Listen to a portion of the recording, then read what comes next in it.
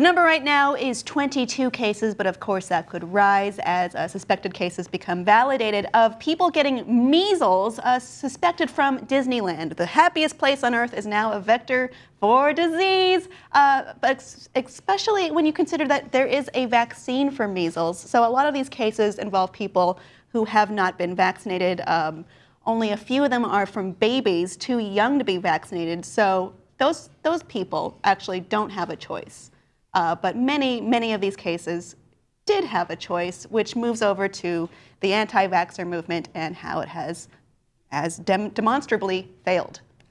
But again, it's not the children that have the choice. It's the darn parents. It's their parents who are in charge of their well-being and health. And the well-being of others in their community, right? This is the whole point of vaccines, is that it protects you and it protects the rest of your social group, which in our case could easily be the 70,000 people at Disneyland the day that you go. It's the same reason you get the flu vaccine. A lot of people say, oh, I never get the flu. Get it so that you protect people who are older than you or younger than you that may be more susceptible. That's right, because you can carry it still, even if you're not exhibiting the symptoms. Right. Yeah. And even if you are a healthy adult who gets the flu and it takes you out of work for a couple of days, but you get better, you could transmit it to someone who is elderly, or to an infant, or to someone who is sick or has a compromised immune system. And then you're making lots of problems for lots of people, more than just a day or two off of work. Hooray! Yeah, this I think it relies a lot on the idea of herd immunity, which doesn't work if you consider that if a lot of people are not vaccinated, whether for reasons of they're too young, perhaps it's they don't have access. I know somebody who couldn't get vaccines because he had allergies to something in the serum. But for many people, it is a choice that goes unyielded. Tell me, boys, about your feelings on the anti-vaxxer movement. Fuck those people.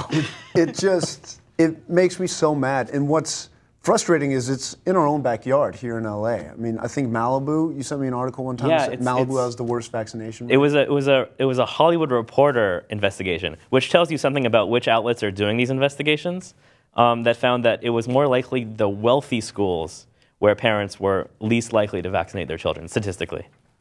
Why? It's just that it was that misinformation that just for some reason became contagious, that these vaccines can cause autism, can do all sorts of things. There's zero evidence indicating any of this. A long time ago. But the information was already out there, and people like to grasp onto things that have that kind of edge to it. It's so frustrating. And it's understandable that parents are concerned for the well-being of their children. No one likes to see their child get a shot and then start crying. It's not a comfortable thing, but you kind of have to move past it. The parents are certainly to blame in some ways, but really to blame are the people pushing this anti-vaccination sort of agenda. And I think a lot of it comes from anecdotes. There are parents out there who have gotten their child vaccinated and then shortly after maybe showed symptoms of autism. But if you look at the numbers, that was just a coincidence. Every child out there is getting vaccinated, and every autistic child will at some point show signs of being autistic. And so I think these anecdotes that people are looking for, they want an excuse, they want some reason to grasp onto of why things went a certain way, and they will jump onto the vaccine and say, it is these people's fault, don't let it happen to you. I think it is natural to want to find answers, especially if they are easy to find.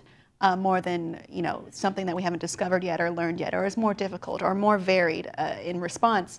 But I think when you look at scientific research that completely debunks that, I do not understand where this idea is coming from. Well, I think part of the problem is that humans, we like stories and we like narratives. We're really good at finding patterns where sometimes they aren't really there, but there appears to be a pattern, like Phil was saying. And it's sometimes harder to intuit the kind of statistics that scientific research is based on. But we have to trust the scientists and the doctors when they tell us that we ought to be vaccinating. But like you said, you have to trust them. And I think that's where it comes up, that a lot of these people have decided, oh, I'm not going to trust the doctors. We know better. We're going to use this holistic medicine. We're going to use homeopathy, all these things that doctors say, don't use. But when think of how hard, I'm sure you guys know some doctors, how hard they work to gain that knowledge, to be able to address these medical issues. And then when people just read an article and then claim that this is right, what these doctors know is wrong, it's It's tough. It's a hard battle to win. There are so many layers to this problem in terms of scientific literacy and medical education and parenting and all these things. And communicating the information. And science communication. Which is why you're here, huh? This is why you're here.